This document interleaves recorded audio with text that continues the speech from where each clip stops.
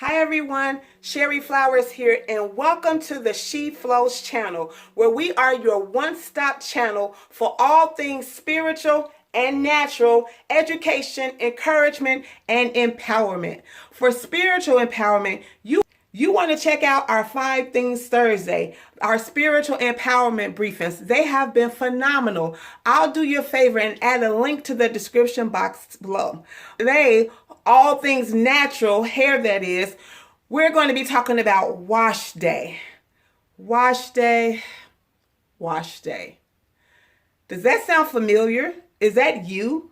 Do you dread your wash day? Have you become overwhelmed with the even thought of having a wash day? Well, today I'm going to debunk that myth of wash day being difficult. I'm offering you 5 simple steps to make for your wash day routine. So if that's something you're interested in, you want to continue to watch this video.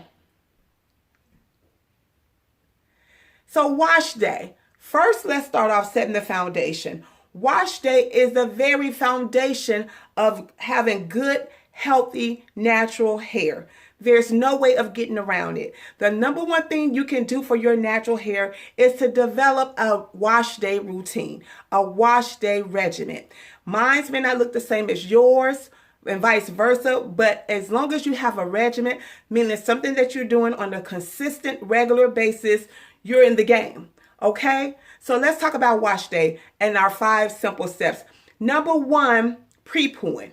Pre-pooing, pre-shampooing.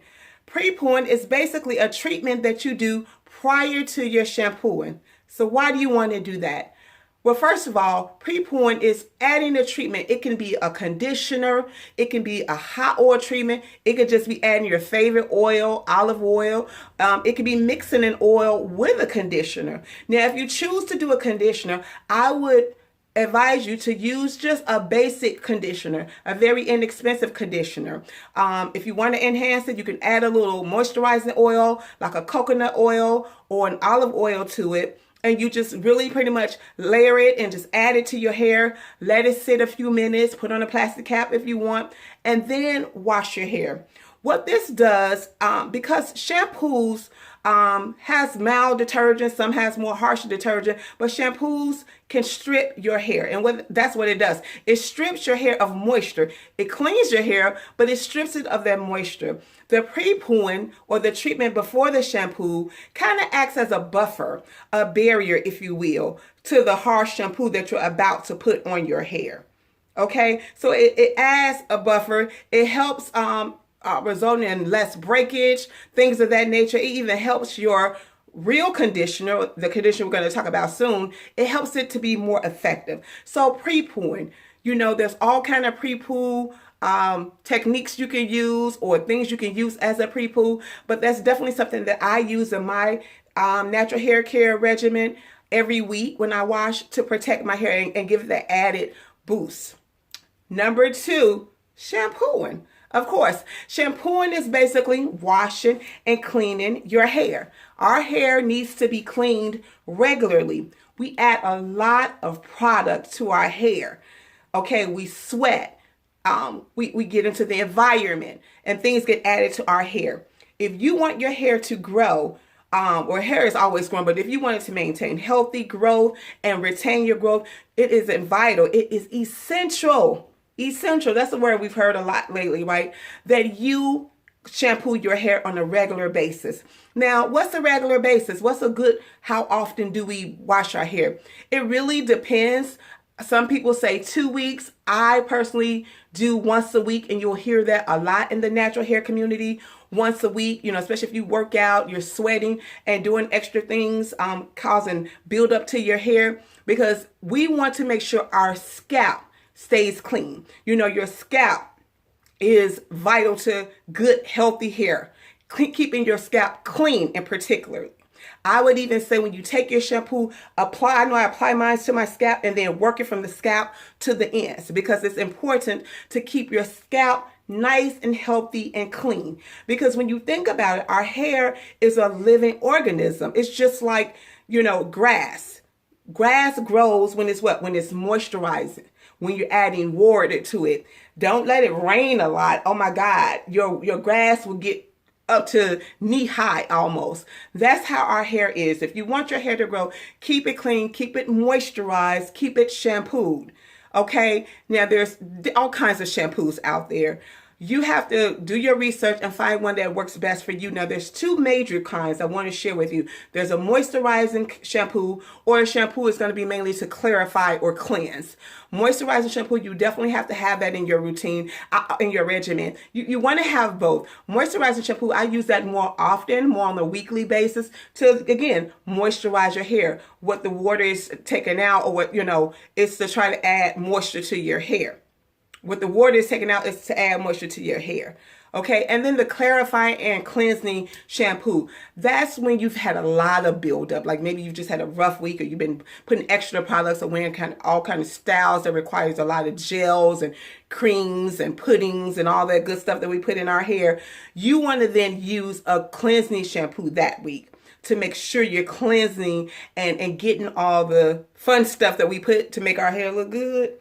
You want to get it out with a cleansing shampoo. So that's number 2 shampoos. And we're going to be offering more videos on specific shampoos. I'm going to show you which ones I'm using to give you more education on what type of shampoo may be good for your hair. Speaking of type of hair, you want to watch the video that we did last week on the 5 things you need to know about your hair. That video is essential to watch because it offers you the 5 categories that it offers you, the 5 things you need to know about your hair. Knowing those 5 things about your hair, you're going to then know what type of shampoos and conditioners to use. So check out that video. As a matter of fact, I'll help you out and add the link to the description box below.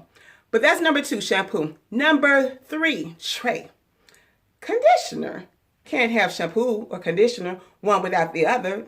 That doesn't make sense. So conditioner overall is to make our hair easier to comb.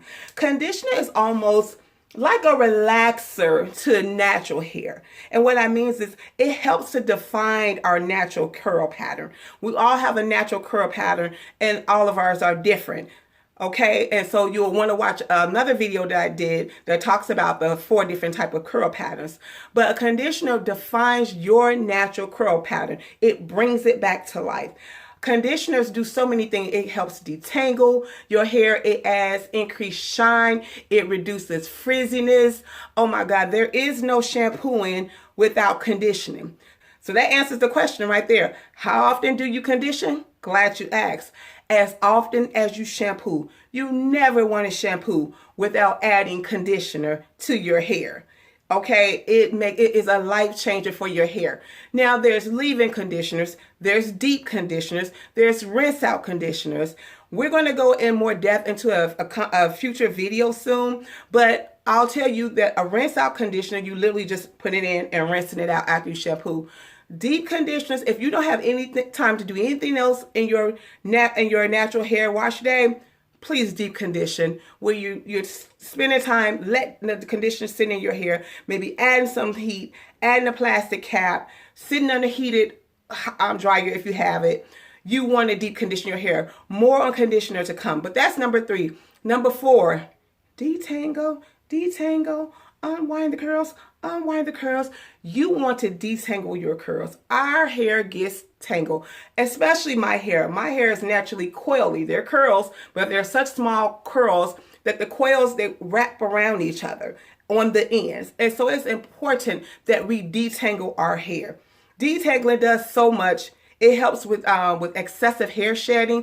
So get this, your hair naturally is going to shed at least 50 to 100 strands a day. That's average. But I'm talking about excessive shredding where you're having the sink bowl and you're like, how did all my hair get in the sink bowl? That's a problem. So you want to detangle. 3 ways to detangle. Using your fingers, and you detangle the ends and you work your way up. That's good if you're in the shower and don't have a brush or a comb. You're detangling now. That's going to be helpful. But to get a more thorough detangler, you want to use a wide tooth comb or a detangling brush. And you can research, there's many out there, but you always want to start on your ends when you detangle and work your way up. You don't want to start here and strip your hair.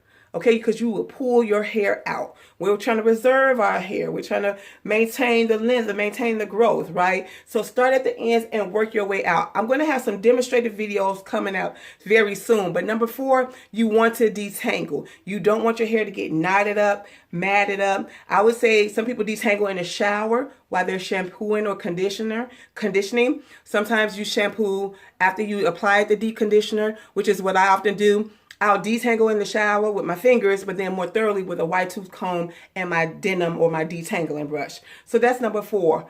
Last but not least, number 5 is to moisturize, and then of course the style, but you want to moisturize your hair.